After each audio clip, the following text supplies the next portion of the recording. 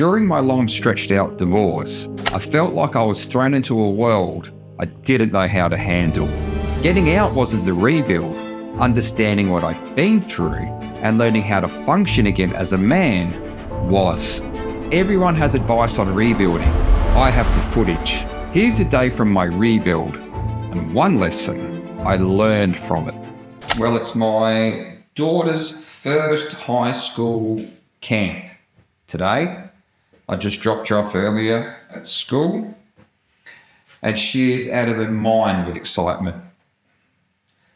But she doesn't give me any more kisses and hugs like she used to when she was in primary school because she's too cool now. And it got me thinking to her first ever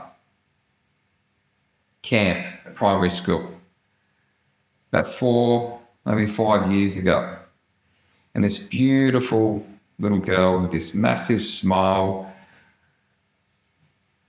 almost taken up her whole face. And I could always remember not being there. Me and her mum had separated at that time.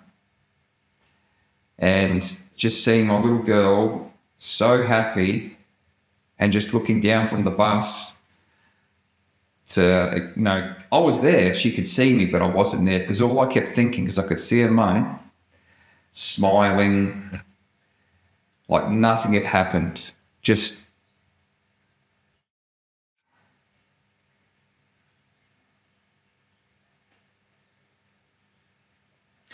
all I wanted for her to do was admit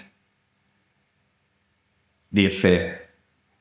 I'd seen everything. I'd seen the emails, the letters, the cards, the flowers, the photos, the text messages. I'd seen it all. All I wanted for her to do was admit it so I could move on. I needed her to admit it. And all I can remember, looking back now, it really pisses me off that I couldn't be there in that moment. Ava never knew it at all. She could see me waving and smiling and blowing her kisses, but the whole time I just, concentrating on her, the ex going, how fucking dare you look like you're fine with everything. I never fucking did anything. You did all this shit behind my back when your parents were living with us. When we had 2 kids and I was away working and you were having a fucking affair. Yeah.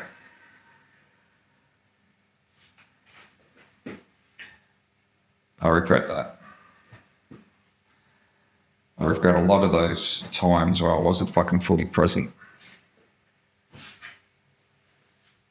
Because you can't get those times back, can you? That one's still wet. For years, I told myself that I needed her to admit what she did before I could move ahead with my life. I thought that if she just admitted it once, I would stop replaying it in my head. So I waited. I waited for her to admit it. I waited for her to explain it. I waited for her to apologize. It never happened. She denied it. She blamed me. She acted like I was the one that had done something wrong. And I stayed where I was because I decided I couldn't move ahead without hearing it from her. I kept telling myself I needed that admission before I could make my decision about my own life. What I was really doing was keeping myself stuck while I waited for something she was never going to give me. I kept telling myself that I needed her to admit what she did for me to get on with my life. She wasn't stopping me. I was stopping myself. They're all wet still. Nothing changed her side. The only thing that changed was when I stopped waiting. I stopped asking for another talk. I stopped hoping she would suddenly admit it. I accepted that I was never going to hear those words that I wanted. Then I made my decision anyway. And that's when things started to change for me. You don't need them to admit it before you make your next move. You already know what happened. Waiting for their confession just keeps you in the same place. If you are waiting for them to finally admit what they did before you take your next step, you're the one keeping yourself there. They might never admit it. They might never apologize.